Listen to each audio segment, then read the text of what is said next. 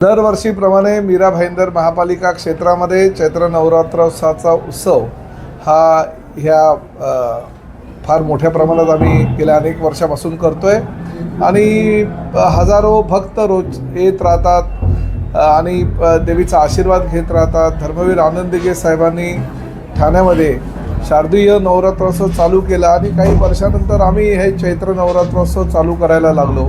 मीरा भाईंदर शहराचा आमदार झाल्यानंतर बऱ्याच लोकांनी माझ्याकडे मागणी केली की ज्याप्रमाणे ठाण्यामध्ये तुम्ही चैत्र नवरात्रोत्सव करता तसाच मीरा भाईंदरला करायला हवा आणि त्या माध्यमातून मी ह्या ठिकाणी सुद्धा चालू केलेला आहे.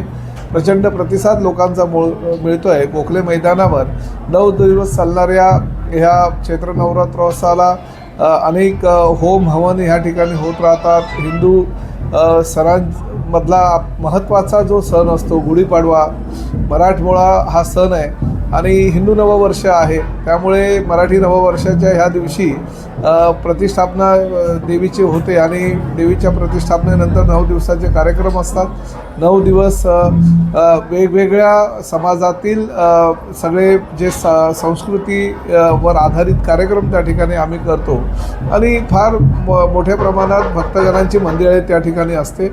आपल्या ह्या चॅनलच्या माध्यमातून मी सर्व मीरा भाईंदर शहरातील आणि त्याचबरोबर आसपासच्या परिसरातील नागरिकांना विनंती करतो, आवाहन करतो की आपण या नवरात्रोत्सवामध्ये आपला उत्सव म्हणून सामील व्हा.